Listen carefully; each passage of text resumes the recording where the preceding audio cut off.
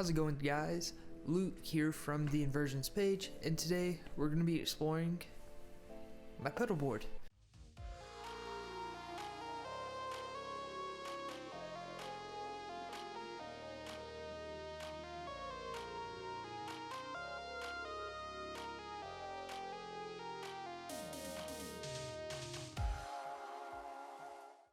I've been working on this pedal board for a while now, and as I'm sure some of you who are watching know, I frequently ask other people's opinions as to what they would add, what they think I should put on my board, just because I always really enjoy finding different tonal possibilities.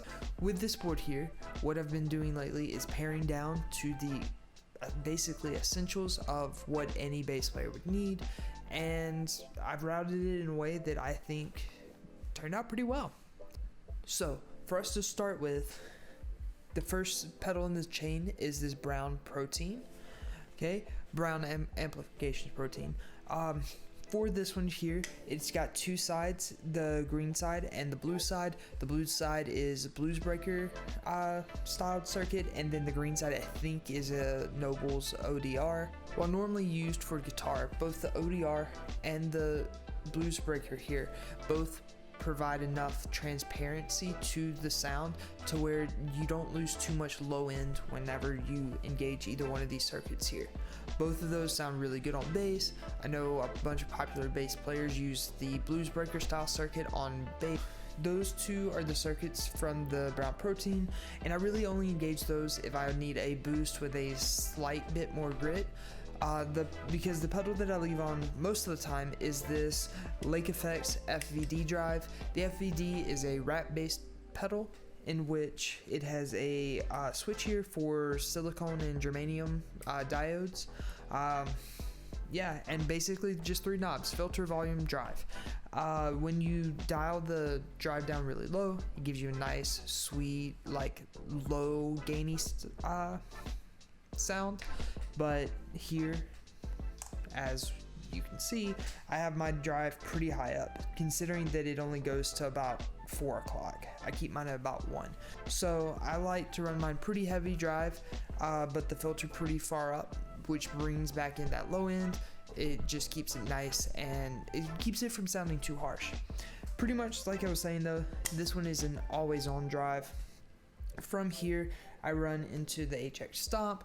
I'm sure you saw in my last video, the HX Stomp, I use it for a bunch of different things. Primarily, I use it for EQing, slight compression after everything, and then just some light leveling for this. Really, what I like to do is use the HX Stomp as a boost to just drive the Dark Glass Atom.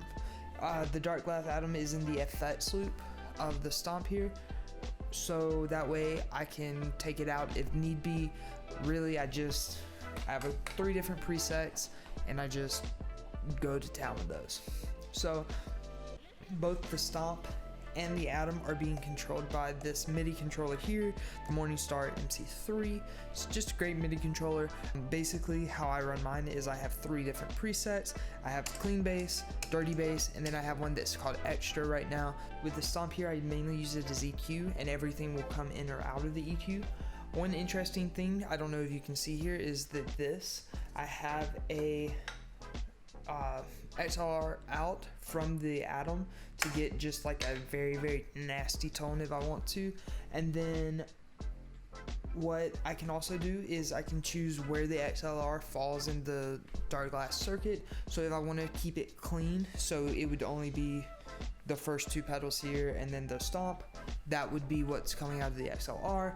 And then whatever XLR I could get out of the Stomp, that would be my dirty tone, because it would include everything. I really have been enjoying the 2 different signal flows for bass lately, clean and a dirty. So this pedal board here does it all. It's my amp, it's my literally every tone shaping thing that I need, it's here. And as I was showing you in the last video, if I ever need to do some crazy sounds with my board, with my bass, I'm gonna just use the Stomp.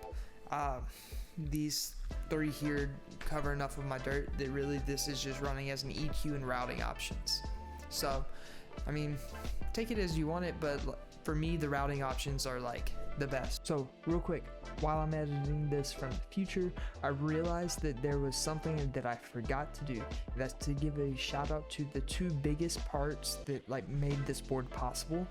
Number one being wooden pedal boards. They're modular pedal boards that let you put different pieces together to build a customizable rig just for you. Every other part of your rig is customizable. Why not your pedal board? So that's the first one. The second one that I want to give a shout out to is Caulfield Cables.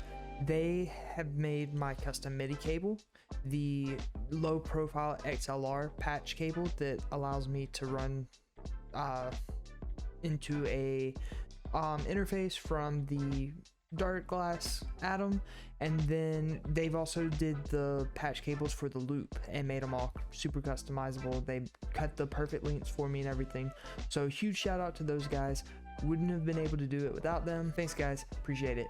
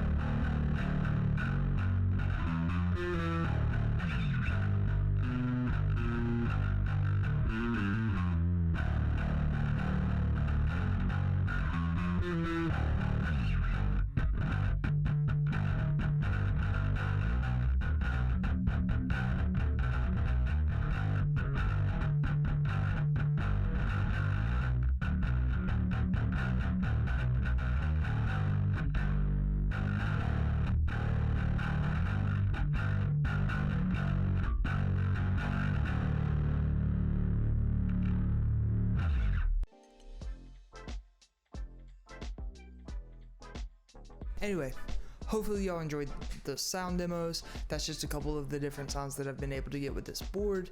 I plan on working and coming up with something a little bit different. As of right now, I'm still waiting for a MIDI cable to connect the Stomp to the Atom, but if you have any questions about my routing, anything that I've been doing, reach out to me, let me know. I'd be interested in starting a conversation, sharing some of the things that I've learned along the way. If you're enjoying the videos, subscribe, like, comment, do whatever you want. Just let me know that you want me to keep making more. If not, cool, whatever. But until next time, guys, peace. Whew.